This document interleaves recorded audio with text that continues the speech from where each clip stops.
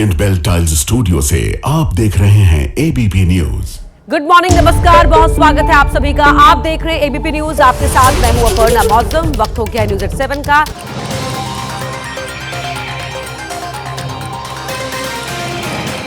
और अब खबर भोपाल की ट्विशा की मौत की मिस्ट्री से जुड़ी हुई। ट्विशा की मौत के 9 दिन बाद भी ये गुत्थी सुलझने के बजाय उलझती जा रही है।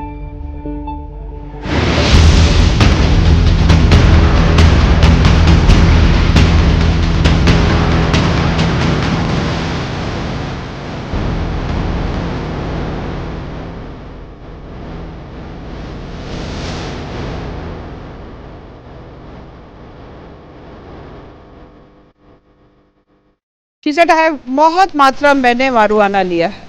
तो मारुआना लिया, एक पिल ले चुकी थी, तो फिर उसको अंडू करने का तो कोई प्रोसेस नहीं।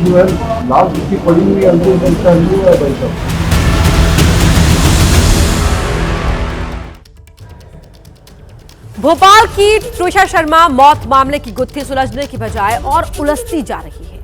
कथित सुसाइड मामले में नए सीसीटीवी वीडियो से शक और गहराता जा रहा है।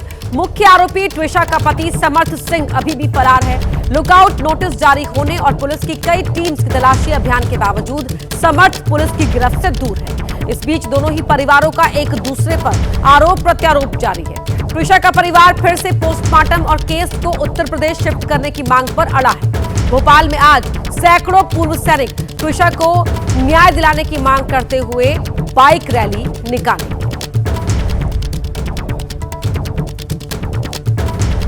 ट्विशा के परिवार की मांग है कि दोबारा पोस्टमार्टम हो और केस को नोएडा शिफ्ट कराया जाए, क्योंकि उनका कहना है कि एमपी में जो समर्थ सिंह का परिवार है वो इस जांच को प्रभावित कर सकता है। तो ऐसे में वो लगातार ये मांग कर रहे हैं कि इस केस को यूपी शिफ्ट कर दिया जाए।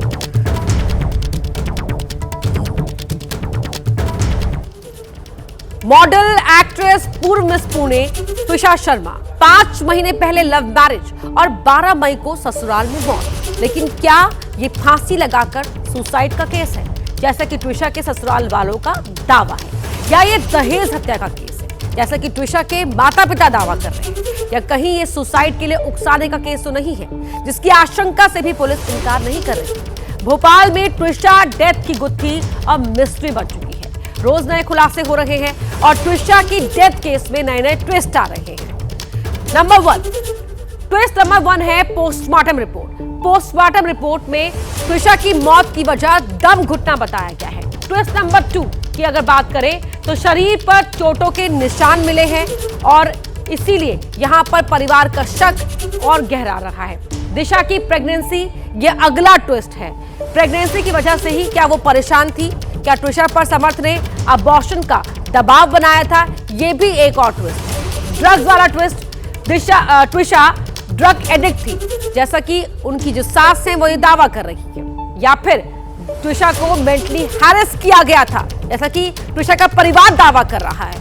व्हाट्सएप चैट वाला ट्विस्ट, ट्विशा को ससुराल में टॉर्चर करते थे क्या? ये सवाल उठ रहा है क्योंकि परिवार कोर्ट में दावा कर रहा है। ट्विशा के मैसेजेस को क्या एडिट किया गया है? क्योंकि इसमें ये बात भी कही जा रही है कि मैसेजेस को एडिट करके अब मीडिया के आगे दिखाया जा रहा है। ट्विशा की मौत पर आरोप और प्रत्यारोप ने इस पूरे केस को ट्विस्टेड कर दिया है। लेकिन एक बड़ा ट्विस्ट तब आया जब ट्विशा की मौत से ठीक पहले का एक सीसीटीवी फुटेज सामने आया। इस फुटेज में ऐसा क्या है जिसने ट्विशा की डेथ मिस्ट्री को उलझा दिया है? ये रिपोर्ट देखिए।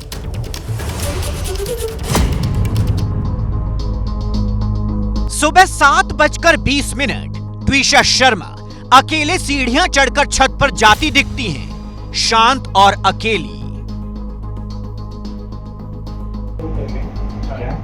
लगभग 57 से 60 मिनट बाद पति समर्थ सिंह, एक पड़ोसी और एक हाउस हेल्पर ट्विशा को सीढ़ियों पर लाते दिखते हैं, सीपीआर देने की कोशिश करते हैं। ये समर्थ है जो बीच में। इसी दौरान सास गिरिबाला सिंह एक कमरे में जाती हैं।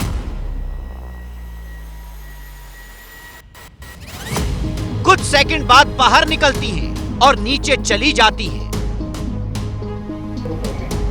फिर पति और 2 लोग ट्विशा को उठाकर नीचे ले जाते हैं।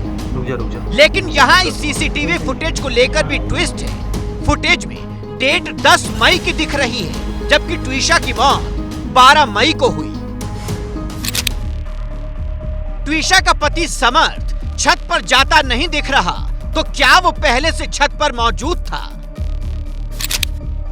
ट्विशा ने अगर सुसाइड किया तो छत पर सोलर पैनल से लटककर ही जान क्यों दी? जो ट्विशा एकदम शांत और नॉर्मल होकर छत पर जाती दिख रही है, आखिर छत पर उसके साथ क्या हुआ था? जब सीढ़ियों पर 3 लोग ट्विशा को सीपीआर दे रहे थे तो सास गिरिबाला अपने कमरे में गई। क्या उन्होंने ये सब नहीं देखा? Video that has resurfaced clearly shows Giribala Singh moving in a very calm fashion, walking up and down the stairs. Had all the time in the world, having all the knowledge of the judiciary, she had all the access and the ability to call the police, which was exactly 30 seconds away from her home. Why did she not make that call? Twisha death case में CCTV footage सबसे महत्वपूर्ण सबूत है, जिसे special investigation team ने जब्त कर लिया है। लेकिन ट्विशा की डेथ की मिस्ट्री को लेकर ट्विशा के माता पिता और सास के बीच एक दूसरे पर जो आरोप लगाए जा रहे हैं, उसने इस केस को उलझा कर रख दिया है। ट्विशा की सास का आरोप है कि ट्विशा को ड्रग्स की आदत थी। ससुराल पक्ष कह रहा है ट्विशा का कि ट्विशा को ड्रग्स की आदत थी, वो ड्रग एडिक्ट थी। और माइका जो ट्विशा के माता पिता का आरोप है कि ट्विशा का पति समर्थ वो दरअसल ड्रग एडिक्ट था। दोनों ही परिवार एक दूसरे पर यह आरोप लगा रहे हैं। ससुराल पक्ष कह रहा है कि ट्विशा मेंटली अनस्टेबल थी, वो डिस्टर्ब थी। और माइका कह रहा है कि बेटी को वो लोग मेंटली टॉर्चर कर रहे थे। ससुराल पक्ष कह रहा है कि ट्विशा बच्चा नहीं करना चाहती थी, उनकी सास का यह दावा है, और इसीलिए उसने अबॉर्शन करवा लिया। लेकिन ट्विशा के परिवार का क्या कहना है कि अबॉर्शन का प्रेशर उस पर बनाया गया और इसीलिए उसने ये अबॉर्शन करवाया। ट्विशा की सास गिरिबाला सिंह आरोप लगा रही है कि ट्विशा मानसिक रूप से बीमार थी और उसका इलाज चल रहा था। वहीं ट्विशा की बहन मीनाक्षी शर्मा ने इस आरोप को सिरे से खारिज किया है। वो कई बार ऐसा होता है कि बच्चे जिस परिस्थिति परिवेश से आते हैं, यदि वहाँ से कोई अंडरलाइंग पर्सनालिटी इशू होता है तो समय लगता है, और समय के चलते हुए उसको ना मायके वालों ने तो देखो बिल्कुल ही नहीं सपोर्ट किया। मेरा जो डिस्कवरी हुई कि इसका ये बच्चा भी नहीं रखना चाह रही है, साइकियाट्रिक ट्रीटमेंट भी चलने लगा था।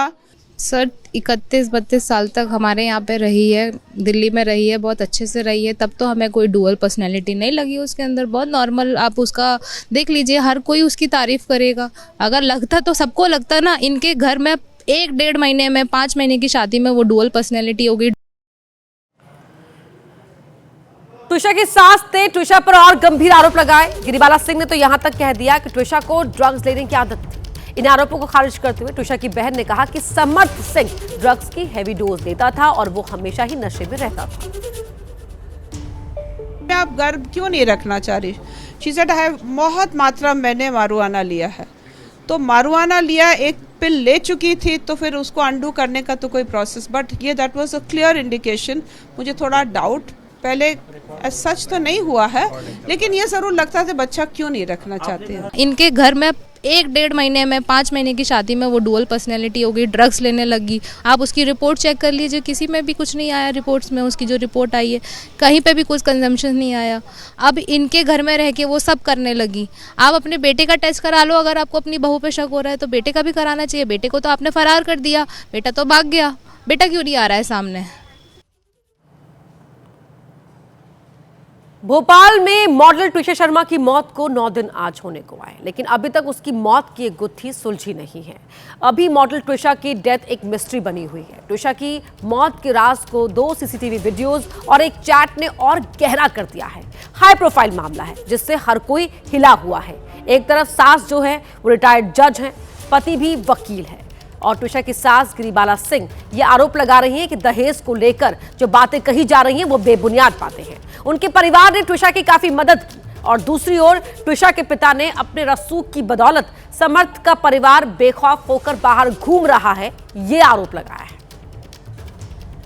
पर तो जो आरोप लग रहे हैं एकदम बेबुनियाद हैं, क्योंकि हमने तो एक प्रयास किया था एक बच्चे को अच्छा स्टिमुलस देके, बेस्ट एनवायरनमेंट देके अच्छा रखे, लेकिन वो कई बार ऐसा होता है कि बच्चे जिस परिस्थिति परिवेश से आते हैं, यदि वहाँ से कोई अंडरलाइंग पर्सनालिटी इशू होता है तो समय लगता है, और समय के चलते हुए उसको ना मायके वालों ने तो देखो बिल्कुल ही नहीं सपोर्ट किया।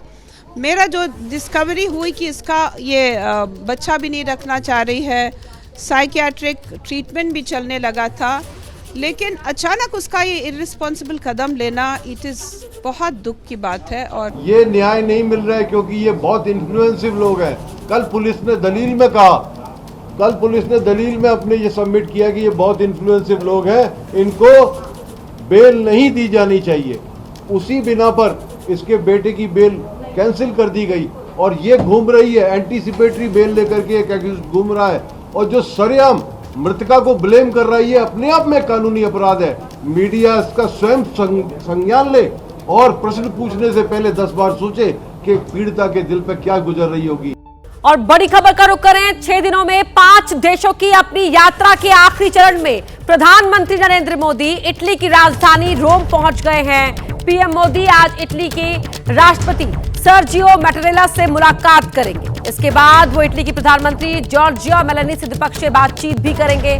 इसके बाद दोनों ही देशों के बीच कई समझौतों पर दस्तखत किए जाएंगे। ये तस्वीर भी आप देख रहे हैं। पीएम मोदी खाद्य एवं कृषि संगठन के दौरे के साथ साथ रोम के ऐतिहासिक कोलोसियम देखने भी जाएंगे। पीएम मोदी आज ही रात वहां से फिर दिल्ली के लिए रवाना होंगे। ये तस्वीर टीवी स्क्रीन पर जब इटली पहुंचे पीएम मोदी, उनका वहां भव्य स्वागत किया गया और इटली की प्राइम मिनिस्टर जॉर्जिया मेलोनी ने पीएम मोदी के साथ सेल्फी लेने के बाद ये तस्वीर पोस्ट की है।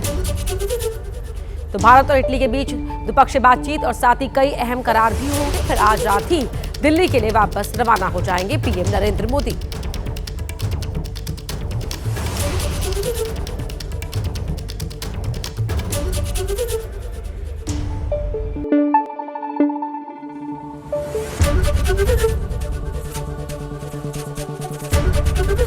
एबीपी न्यूज आपको रखे आगे।